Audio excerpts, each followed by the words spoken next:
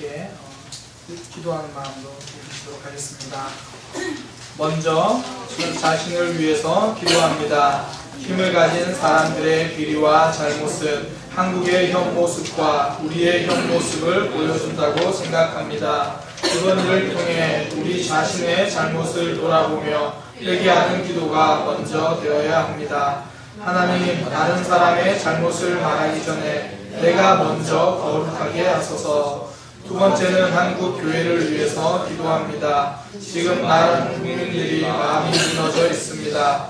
그로 인해서 나라가 너무 혼란스러운 상황입니다. 이럴 때일수록 한국 교회가 정치에 휘말리지 않기를 기도합니다.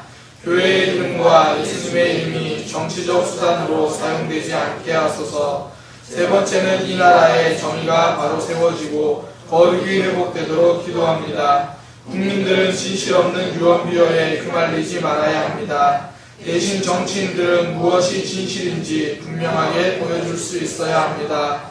그 이후 책임자는 그 누구라도 자신의 행동에 책임지는 모습이 필요합니다. 하나님, 이 땅에 하나님의 공의가 나타나고 정의가 나타나게 하소서. 이 아픔을 계기로 우리나라의 권력형 비리가 사라지고 백성들을 생각하는 정치가 되게 하소서. 아멘. 나라를 위해서 계속 기도해 주시기 바랍니다. 갈라디아서 6장 1절에서 5절 말씀을 통해서 하나님은 우리를 기대하신다라는 메시지를 증거하겠습니다. 하나님은 우리를 기대하십니다. 2016년도 이제 마지막 달입니다. 이맘때쯤이면 항상 이제 들려오는 이야기들이 있습니다. 훈훈한 미담들인데요. 힘들고 어려운 이들을 도와준다라는 이야기입니다. 얼마 전에도 충북 영동에서요, 54세의 이문희 씨라는 한 분의 이야기가 신문에 났습니다.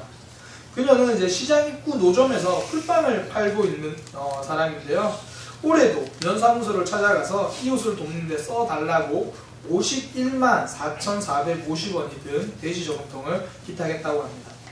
그녀가 이날 기탁한 돈은요, 이제 매일 풀빵을 구워 팔면서 남은 돈의 남은 동전의 전부를 1년간 돼지저금통에 모은 겁니다. 그녀가 이제 2003년부터 이제 500원짜리 동전을 이제 고스란히 돼지저금통에 모아서요, 매년 그렇게 불우한 이웃을 돕는 일에 사용하고 있다라고 합니다. 벌써 올해로 이제 14년째 그렇게 돼지저금통을 매년 모아 온 겁니다. 그것을 가지고 직접 뭐 김치나 쌀, 라면들을 구입해서 도와주기도 하고요. 아니면 그렇게 면사무소나 이렇게 직접 가져다 주었다고 합니다. 인터뷰에서 이렇게 말하더라고요. 작은 정성이지만 생활이 어려운 주변 이웃들에게 소중히 쓰여졌으면 좋겠다는 의미에서 돼지저금통을 모았고 기탁하고 있습니다. 어려운 이웃에게 조금이라도 희망을 줄 수 있었으면 좋겠다, 그렇게 이야기를 했습니다. 그녀의 말처럼요, 작은 물질이라도 누군가에겐 희망이 될 수 있습니다. 물질적인 도움을 받아서도 힘이 되지만 내가 혼자가 아니구나, 그런 생각에도 힘이 됩니다. 그리고 도움은요, 꼭 이런 물질적인 것뿐 아니라 우리가 하는 작은 격려의 말 한마디도 누군가에게는 큰 힘이 됩니다. 한 집사님이 이런 말씀을 하시더라고요. 목사님, 지난번에 설교 말씀 제가 들으면서 교회에서 늘 같은 자리에서 수고하고 섬기는 분들에게 감사합니다, 고맙습니다, 이 말 한마디, 그거 진짜 격려가 됩니다. 그 말 진짜 맞습니다, 힘이 됩니다, 그렇게 이야기를 하시더라고요. 근데 그 말씀처럼 격려 한마디는요, 진짜 힘이 됩니다. 또 저는요, 그런 이야기 들으니까 설교를 기억하고 계시는구나, 그 말이 저에게는 참 힘이 됩니다. 그리고 무엇보다도 사람들에게 큰 힘이 되고 도움이 되는 게 있습니다. 기대입니다. 기대. 내가 누군가를 기대하고 있다, 누군가 나를 기대해 준다라는 생각이 들면요, 힘이 납니다. 기대가 도움입니다. 이것을 가장 잘 설명해 줄 수 있는 게 이 로젠탈 효과라는 이제 뭐 그런 건데요. 뭐 학생들을 기대감을 가지고 바라봤더니 그 학생들이 달라졌다, 모든 부분에서 향상됐다, 그런 이야기입니다. 1968년에 미국 하버드대 이제 사회심리학 교수 로버트 로젠탈 교수가요, 실험을 한 겁니다. 한 학교에 들어가가지고 그 학교 학생들을 대상으로 전부 이제 그 지능 검사를 다 실시하고요. 그리고는 무작위로 20%의 학생을 뽑았습니다. 그리고 선생님한테 이 학생들은 앞으로 보니까 지능뿐 아니라 성적 많은 부분에서 향상될 것처럼 그렇게 결과가 나왔습니다, 라고 그렇게 말해준 겁니다. 원래는 그냥 아무렇게나 뽑은 20%입니다. 그렇게 이야기를 하고요. 8개월이 지나서 이전과 같은 검사를 했는데요. 놀랍게도 그냥 임의로 뽑은 20%의 학생들이 그렇지 않은 학생들보다 지능지수가 평균 이상으로 높게 나왔을 뿐 아니라 학교 성적도 크게 향상된 것을 확인할 수 있었습니다. 그래서 이제 로젠탈이 한 말을 로젠탈이 했던 그 말을 듣고요. 교사들이 학생들을 기대감을 가지고 바라보기 시작한 겁니다. 그러니까 학생들도 내가 누군가의 기대를 받고 있다는 것을 느끼니까요. 스스로 더 힘을 내고 그렇게 달라지는 모습을 보여주었다라는 겁니다. 성도는 하나님이 기대하는 사람입니다. 여러분은 하나님이 기대하는 사람입니다. 우리 사랑의 교회를 하나님이 기대하고 계십니다. 2016년을 마무리하면서 또 2017년을 준비하면서 나를 향한 그 하나님의 기대를 발견하시기를 축복합니다. 하나님이 우리에게, 우리 교회에게 어떤 기대를 하시는가 오늘 본문을 통해서 살펴볼 수 있는 건요. 공동체의 지체들을 세우기를 기대하신다라는 겁니다. 바울은 갈라디아 교회에서 그렇게 말합니다. 교회를 향해서 성령님을 따라 살아가라 이렇게 권면하면서요. 서로 그렇게 살아갈 수 있도록 잘못된 모습들은 바로 잡아주고 권면해줘라. 그렇게 공동체를 세워라 이렇게 말합니다. 신앙생활의 특징은 결코 혼자 하는 게 아니다라는 겁니다. 항상 다른 사람과 함께합니다. 그래서 옆에 있는 지체들을 세워줄 수 있어야 합니다. 그런데 그게 남을 위해서 옆에 있는 지체들을 위해서 세워주는 게 아니라 결국 나를 위해서 세우자라는 겁니다. 부모님들이 자녀들에게 가장 많이 하시는 말씀이 있죠. 좋은 친구 사귀어라. 그 이유가 무엇입니까? 옆에 누가 있는지가 나한테 좋은 영향을 미친다라는 겁니다. 신앙은요, 좋은 친구를 사귀는 것을 넘어서 좋은 친구를 세워가는 겁니다. 힘들고 어려울 때 그 사람을 세워줬더니 나중에 내가 힘들고 어려울 때 그 사람이 나를 세워주더라 하는 겁니다. 나를 위해서라도 남을 세우자라는 이야기입니다. 제가 사역을 하면서 이제 청소년들이 제자들이 참 많습니다. 학생들과 사역을 하면서 이런저런 삶도 나누고 또 서로 마음을 열고 대화를 하다 보니까 학생들이 저한테 참 부담 없이 이런저런 이야기를 합니다. 한 번은 제가 청소년 수련회를 준비하면서 수련회를 앞두고 마음이 좀 힘든 거예요. 어떻게 해야 되나 지치기도 하고 또 제일 힘든 게 이제 말씀 집회를 준비해야겠다 생각을 하니까 그게 참 부담이 되는 겁니다. 집회 준비하면서 이번에 아이들이 또 하나님을 경험해야 되는데 그런 부담감이 들어가지고 학생들과 기도 모임에서 제가 기도 제목을 냈어요. 이번 수련회 준비를 위해서 목사님을 위해서 기도해주고 무엇보다 집회를 통해서 학생들이 하나님을 경험할 수 있도록 그런 집회 설교자로서 나를 위해 기도해달라 그렇게 이야기를 했습니다. 그때 한 학생이 이렇게 이야기를 하는 겁니다. 목사님, 수련회 때마다 목사님이 말씀을 전해주시고 너무 좋습니다. 그래서 하나님을 경험하고요. 이번에도 수련회가 너무 기대됩니다. 목사님이 말씀 전하신다는 게 너무 기대가 됩니다. 그 말 한마디에 모든 걱정이 사라지는 거예요. 그 말 한마디 딱 듣고 나니까 야 정말로 하나님께서 이번에도 기대하심이 있구나라는 마음이 드는 겁니다. 처음에 학생들을 만났을 때요. 하나님이 어떤 분인지도 잘 모르고 전혀 경험이 없던 아이들입니다. 그들을 잘 세워줬더니 그들이 저를 세워주는 겁니다. 그렇게요. 옆에 있는 지체들을 세우는 것 결국 나를 위한 겁니다.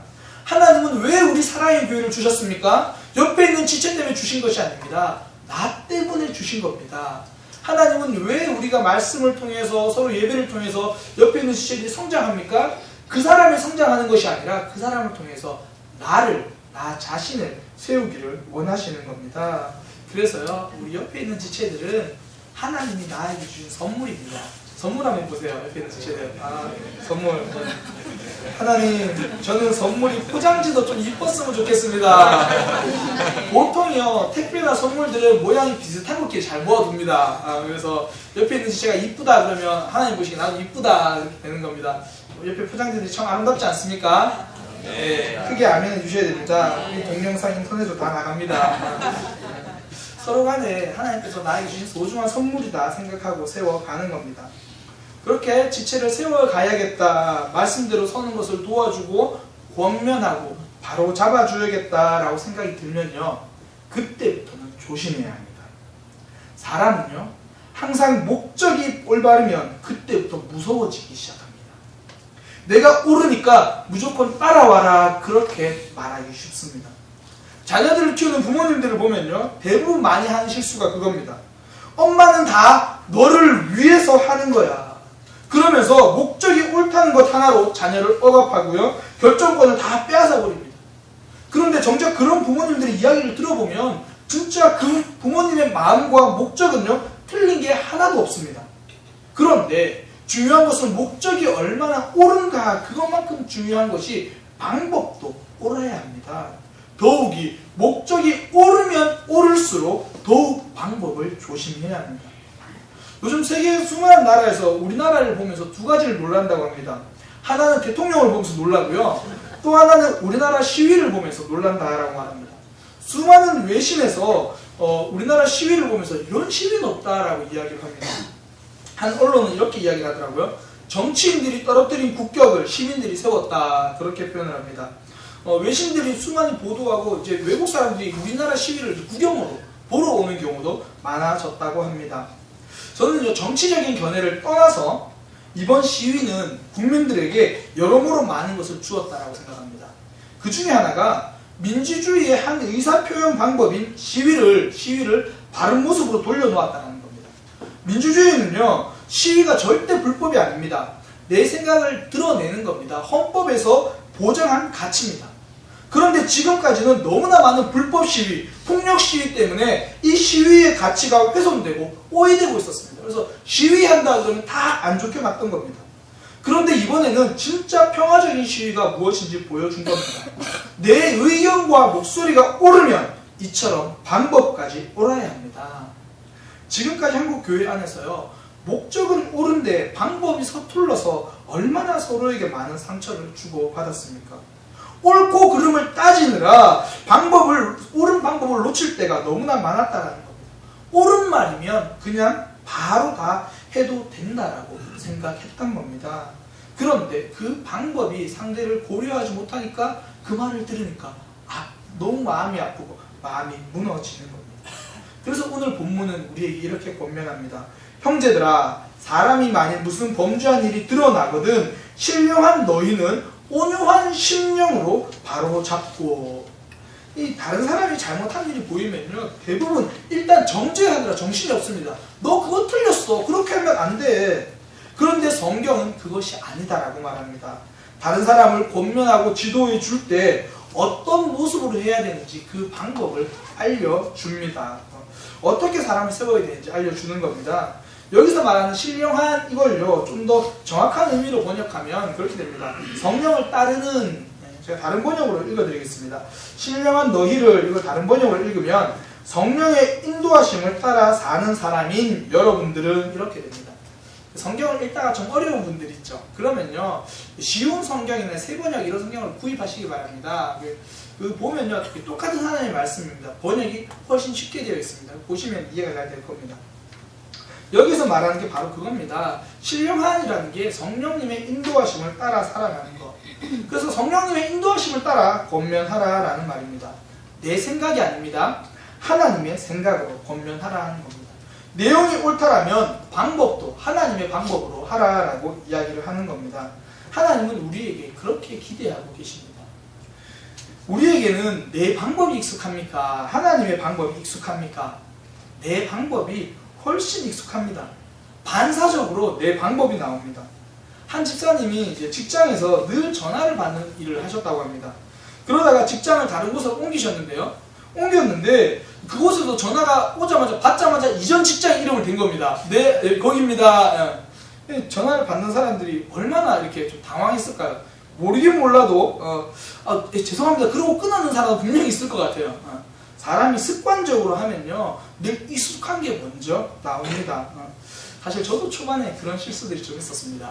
제가 부산 침례교회에서 6년 동안 사역을 하고 거기서 늘 전화로 성도님들 신방을 하다 보니까 항상 전화할 때 먼저 자기 신분을 밝힙니다. 네, 안녕하세요, 부산 침례교회 박명수 목사입니다. 이렇게 말을 하고 전화를 하다 보니까 우리 교회에 와서도 성도님들에게 전화를 해야 되는데, 전화를 하면서 이제 내용 어떤 말을 해야지 그것만 생각하고 전화를 하다가 네, 안녕하세요, 부산 침례교회 박 목사입니다. 그리고 나서 이게 나중에 막 얼버무렸어요. 안녕하세요, 사랑의 교회 박명수 목사입니다. 제가 전화로 2번 정도 실수했던 기억이 납니다. 이게 사람이 익숙한 게 먼저 나와서 그렇습니다. 그래서 우리가 성령을 따라 행한다라는 건요, 결국 내가 한 템포 늦게 말한다라는 겁니다. 한 박자 늦게 말하는 겁니다. 그 집사님도 나중에 그 앞에다 적어 놓으셨다 그러더라고요. 한 박자 늦게 말하기. 한 박자 늦게 말하기. 성령을 따라 말하려면 한 박자 늦게 말씀하시면 됩니다. 교회 안에서 누군가의 신앙을 세우고요, 권면하기 원하시면 한 박자 늦게 말씀하시면 됩니다. 그 한 박자가 기도하는 한 박자입니다. 교회에서 봉사하고 섬길 때도 이 한 박자를 기억하시기 바랍니다. 밖에서도 마찬가지입니다. 가정에서 아내에게 말할 때, 남편에게 말할 때, 내 자녀에게 말할 때, 부모님께 대답할 때도 이 한 박자를 쉬었다가 기도하고 말씀하시기 바랍니다.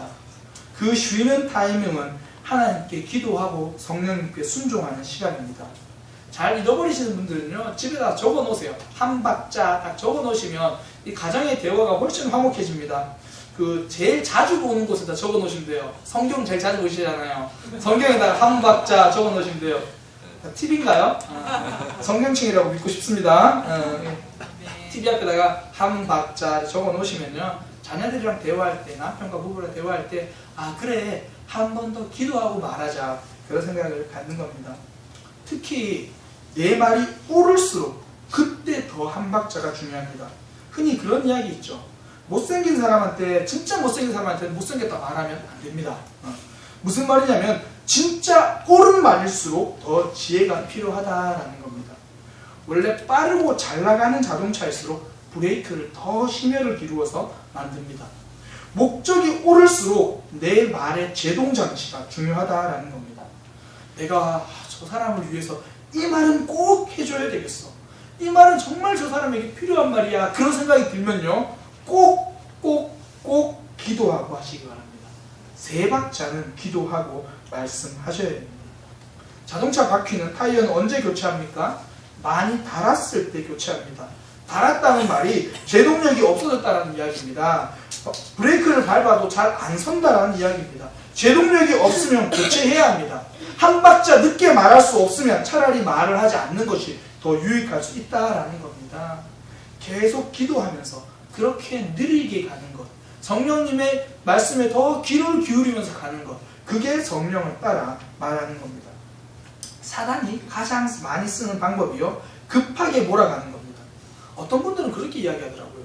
급하게 역사하시는 게 성령의 인도하십니다. 성령님은 대부분은요, 급하게 역사하기보다 질서 있게 역사하십니다. 우리 하나님이 질서의 하나님이시기 때문입니다. 앞뒤 없이 일하지 않습니다.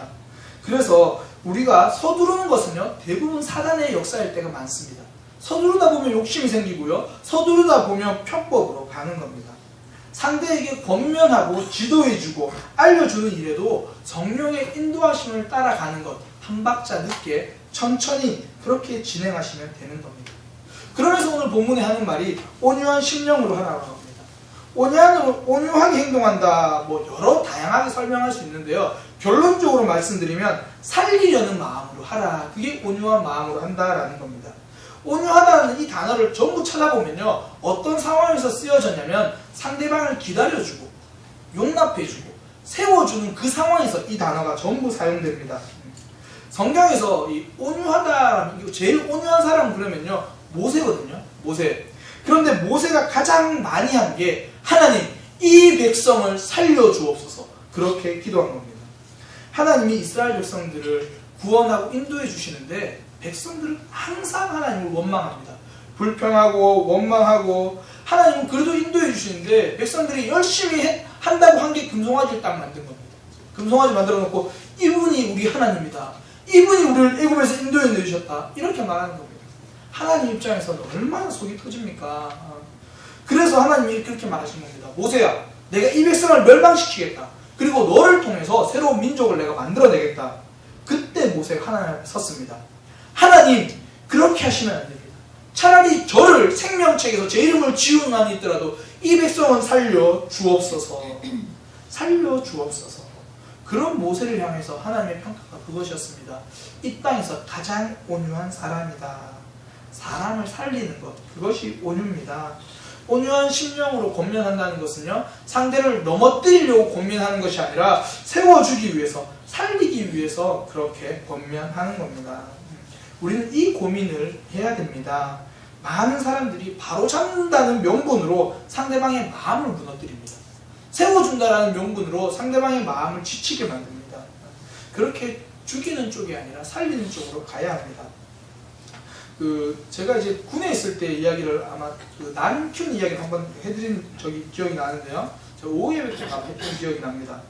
제가 이제 군에 있을 때 제초 작업을 갔었습니다. 우리나라 군대는 제초제 가격보다 인건비가 더 싸기 때문에 풀 뽑는 걸 사람이 시킵니다. 그래서 쭉 가가지고 풀을 뽑는데 잘 모르는 제 눈에 봐도 뭔가 좀 달라 보이는 잡초가 있는 거예요. 그래서 이렇게 잘 캐가지고 왔습니다. 그러니까 후임병이 하는 말이 그거 난이라는 거예요. 난. 그래서 제가 심었습니다. 제가 생전 그런 걸 키워본 적이 없거든요. 이번에는 정말 한번 잘 키워봐야겠다 그러고 매일 물을 줬습니다. 그러다니까 이제 난이 막 죽는 거예요. 분명히 캐봤을 땐 싱싱했는데 제가 매일 물을 주니까 자꾸 죽는 거예요. 그래서 그래, 내가 매일 한 번씩 물을 준 건 잘못했다. 좀 더 부지런히 해야겠다. 아침 저녁 물을 줬습니다. 그랬더니 이게 더 죽는 거예요. 그러다가 이제 제가 휴가를 가게 됐어요. 정기 휴가 9박 10일을 갔다 왔는데 난이 막 살아나기 시작한 거예요. 제가 후임한테 물었어요. 야, 너 어떻게 키웠냐? 어떻게 하면 되냐? 저 아무것도 안 했는데요. 나중에 알았습니다. 나는 물을 자주 주면 안 된다고 합니다. 그 이후로는 제가 제 힘으로, 제 손으로 직접 식물을 키워본 적이 거의 없습니다. 교회 숙제들은 다 아내가 합니다. 저는 살리겠다고 물을 많이 줬는데요. 나는 죽었습니다. 화초를 하나 키워도요, 음지에서 키울 식물인지, 빛을 많이 줘야 되는 식물인지, 물을 적게 줘야 되는 식물인지, 물을 많이 줘야 되는 식물인지, 상대가 어떤 것인지를 파악하고 알아보고 해야 됩니다. 하물며 사람이겠습니까? 사람에게 권면하고 말을 하려면요, 먼저 그 사람을 살펴보아야 합니다. 그 사람의 상황을 관찰하고요, 관심 있게 본 다음에 그때 말을 하는 겁니다. 그래야 살리는 말이 나옵니다. 그때야 상대방의 마음이 살아나는 겁니다. 한 안경점 사장님의 사연인데요. 시장에서 이제 채소 장사를 하는 한 아저씨가 안경점에 이렇게 들어오셨습니다. 이제 그분 이야기를 들어보니까 장모님을 모시고 이제 살아가는데요. 그 안경점 사장님의 그 고민을 말하는 게, 장모님께 안경을 맞춰 드려야 되는데 맞춰 드리겠다고 그러니까 비싸다고 한사코 사양하는 겁니다. 좀 형편이 너무 어렵다 보니까 이 아내도 진짜 우리 엄마한테 안경을 해주고 싶은데 남편 눈치를 자꾸 보는 거예요. 비싼 거 아니까.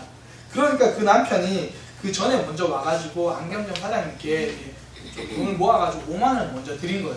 그러면서 제가 나중에 며칠 후에 장모님과 이렇게 올 건데 그때 정가를 다 말하지 마시고 5만 원을 뺀 가격을 그렇게 말해주세요. 그래서 장모님이 부담 갖지 않게 그것을 할 수 있도록 그렇게 5만 원을 뺀 가격을 말해달라고 부탁하고 갔습니다. 아니나 다를까 이제 며칠 후에 올망졸망 손자들 손잡고 이제 그 아저씨의 손에 이끌려서 할머니가 안경점을 오셨습니다.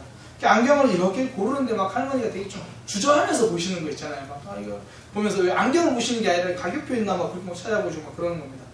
그래서 어쨌든 다 골랐어요. 그래서 아저씨와 미리 짠 가격대로 이제 5만 원을 빼고 말해야 되는데 사장님이 그 모습을 보다 보니까 혹시나 비싸게 말하면 할머니가 안 하실까봐 짠한 마음에 자기도 모르게 10,000원입니다. 그렇게 대답을 한 거예요. 놀라잖아요. 너무 싸니까. 그러니까 막 얼버무려서 뭐 경로부대 특별 서비스로 그렇게 10,000원입니다. 할머니는 보시고 막 표정이 밝아지면서 가격도 싸고 좋네 그러면서 이제 이거 해도 되겠다 그러면서 쓰고 자꾸 거울을 들여다보시고 막 그러는 거예요. 그래서 이제 아저씨가 지갑에서 참 미안한 마음으로 돈을 꺼내려고 하는데요. 그 순간 진열대 밑에서 이 어린 손자가 고개를 딱 내밀더니 꼬깃꼬깃 접은 1,000원짜리 6장을 딱 내미는 겁니다. 그러면서 하는 말이, 할머니 안경 해드리려고 동생이랑 모았다라고 말하면서 그 6장 1,000원짜리 꼬깃꼬깃 접힌 1,000원짜리 6장을 딱 꺼내는 겁니다. 그 손자의 말에 할머니 이제 눈시울이 붉어지고요. 안경점 주인은 차마 자기가 말한 10,000원을 다 받을 수가 없어서 그 아이들이 준 1,000원짜리 6장만 받았다고 합니다. 왜 그렇게 받았습니까? 이유는 딱 하나입니다. 처음에 사정을 귀로만 들었을 때는 그냥 5만 원 받고 다르게 방식으로 팔려고 했습니다. 그런데 그 사정을 직접 눈으로 보니까 10,000원만 받겠다고 말했고요. 어린 아이들이 귀한 마음을 경험하고 나니까 그마저도 달라진 겁니다. 상대방의 입장을 깊이 보게 되면요, 상황이 용납하게 됩니다. 그것을 할 수밖에 없는 이유가 보입니다. 진짜 도움이 무엇인지를 보이고 진짜 돕는 말을 해주는 겁니다. 교회는요, 기도하라고 권면만 하는 곳이 아닙니다. 함께 기도해 주겠다고 같이 나와주는 곳, 그것 같이 걸어가는 것, 그것이 교회입니다. 제가 한 번은 우리 교회 성도님께 전화를 한번 받았습니다. 그분이요, 이제 특별한 일이 없으면 꼭 금요기도에 늘 참석하시는 분인데, 한 번은 전화 와서, 목사님 정말 죄송한데 제가 이번 주에는 금요기도에 참석이 어려울 것 같습니다. 제가 아는 분이, 지금 아는 지인이 암으로 투병하고 있는데 가족들끼리 1박 2일로 함께 식사도 하고 좀 그 마음을 세워주고 권면해 주려고 합니다. 뭐 그런 이야기를 하는 거예요. 사랑은요, 그렇게 함께 있어주는 겁니다. 늘 나오시던 금요기도에 한 번 정도는 그런 이유로 빠지셔도 됩니다. 곁에 있어주는 것, 함께 걸어가 주는 것, 그것이 가장 좋은 사랑이고요, 가장 좋은 권면입니다. 온유한 심령으로 살리는 마음으로 하라는 것은 그렇게 같은 자리에 같은 모습으로 걸어가는 겁니다. 상대방의 형편에 관심을 가지고 살펴보고 그 입장에서 권면하고 세워주는 겁니다. 그래서 2절에 이렇게 말하는 겁니다. 너희가 짐을 서로 지라. 함께 이겨내라는 겁니다. 네 신앙은 네가 세워가는 거야. 그렇게 말하지 말고 그 짐을 내가 함께 지고 가는 것, 그때 그리스도의 법이 성취된다라고 말합니다. 함께 짐을 지는 것 무엇입니까? 책임의식입니다. 저 사람의 짐은 저 사람의 것이다 이렇게 말하는 게 아니라 내가 함께 져야 될 짐이다 라고 책임의식을 갖는 겁니다. 제가 이 책임의식이 상당히 강합니다. 음식점을 가면요, 음식이 남잖아요. 저건 내가 먹어야 되는 거야. 그런 책임의식이 들어가지고 음식이 남으면 저는 어쩔 줄 모릅니다. 무조건 먹어야 된다 생각해서 음식을 접시에 남기지 않고 전 제 뱃살을 남깁니다. 어떤 목사님이 그러시더라고요. 야, 거기 남길래 여기 남길래 그냥 거기 남겨, 그렇게 이야기를 하더라고요. 그런 책임의식은 안 가지셔도 됩니다. 책임의식이라는 게 내 할 일이다 라고 생각하는 게, 그게 책임의식입니다. 교회 지체 중에서 마음이 상해져서 넘어져 있는 사람들이 있습니다. 그러면요, 이건 저 집사님 말을 실수해서 그 실수로 넘어진 거야, 그 집사님이 사과해야 돼. 그게 아니에요. 넘어뜨린 책임은 그 사람에게 있을지라도 세워줄 책임은 내가 가지는 겁니다. 그래서 권면해주고 기도해주고 손잡아주는 겁니다. 그렇게 해야 할 일이 보이면요, 내가 하는 겁니다.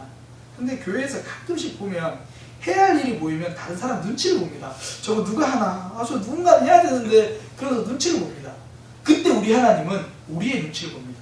저거 지가 해야 되는데, 저거 지가 해야 되는데. 하나님은 우리를 주목하고 계십니다. 우리를 기대하고 계시기 때문입니다.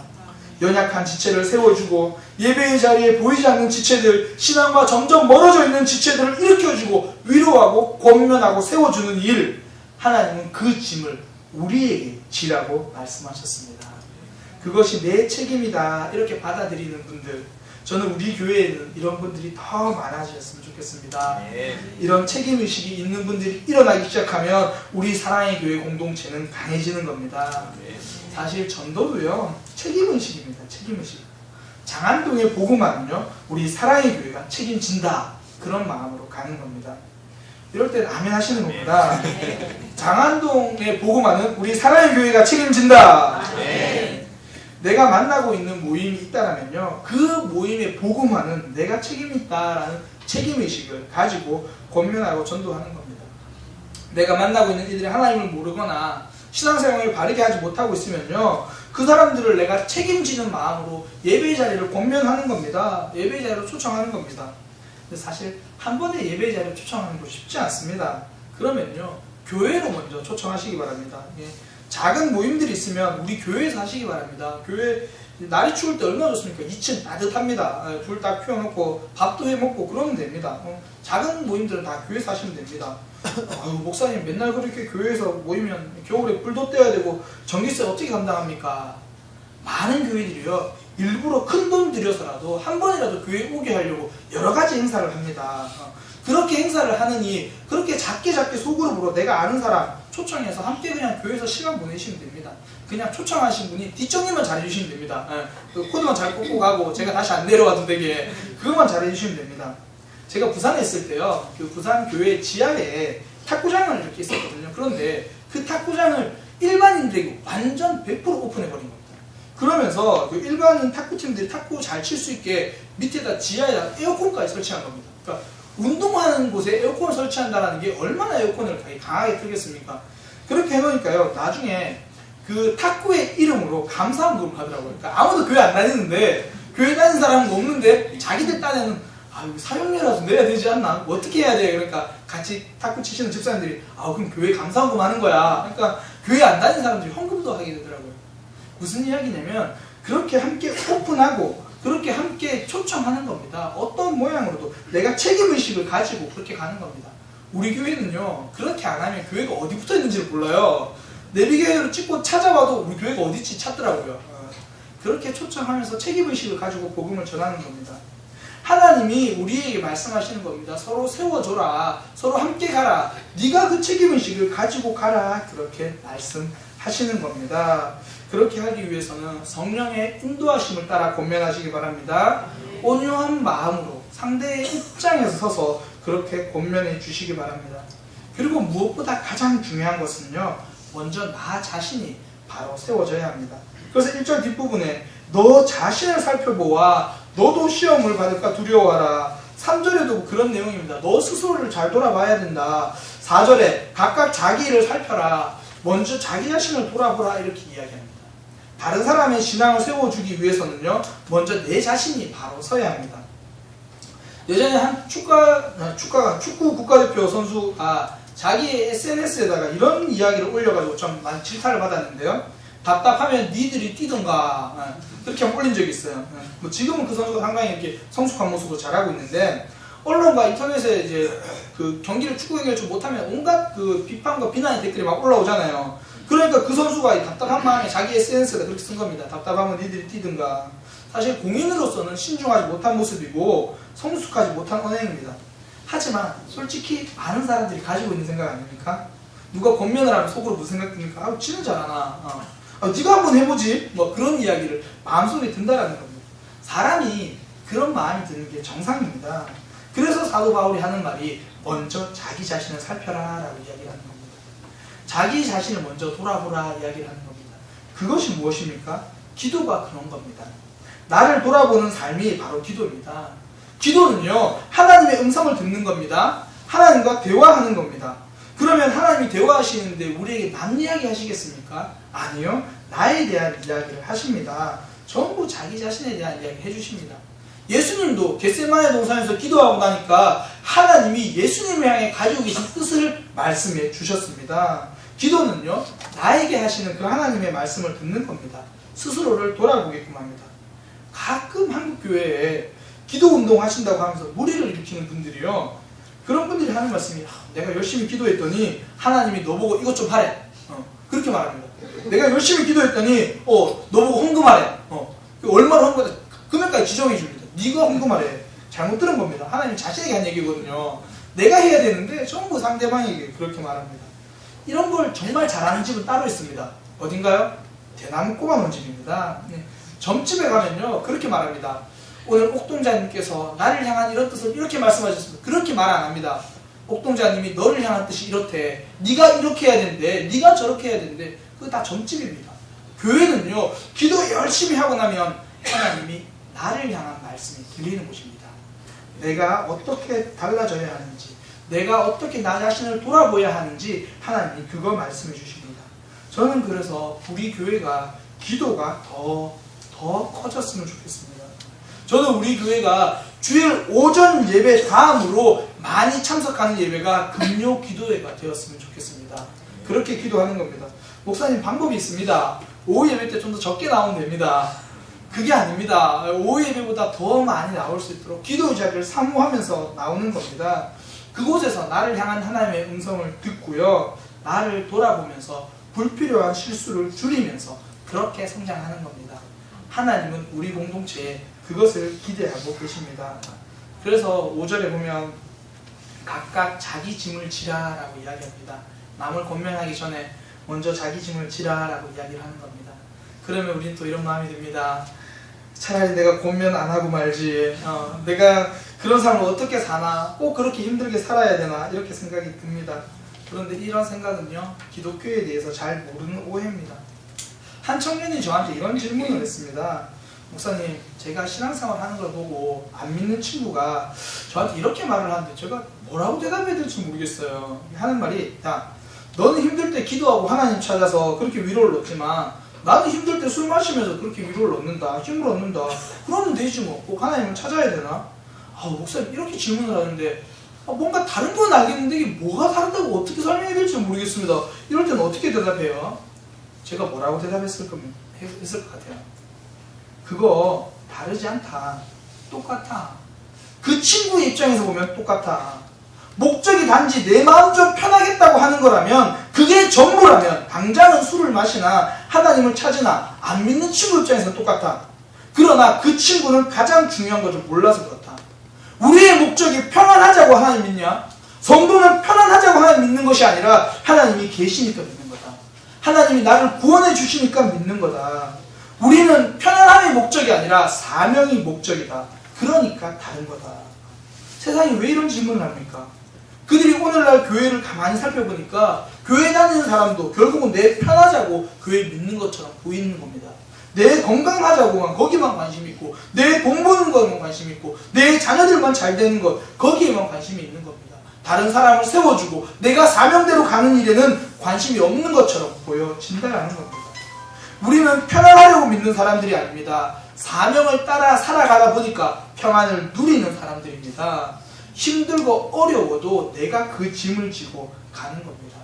기독교는 숙제로 받은 삶을 살아가는 것이 아니라 사명 따라가며 행복을 누리는 삶을 살아가는 겁니다. 제가 오전에 일부 예배 때 이 말씀을 선포하고 나서요, 그러면서 앉아서 기도하는데 이것은 성도들에게 선포해야 될 말씀이 아니라 나를 위한 하나님의 말씀이구나 라는 그런 마음이 들었습니다.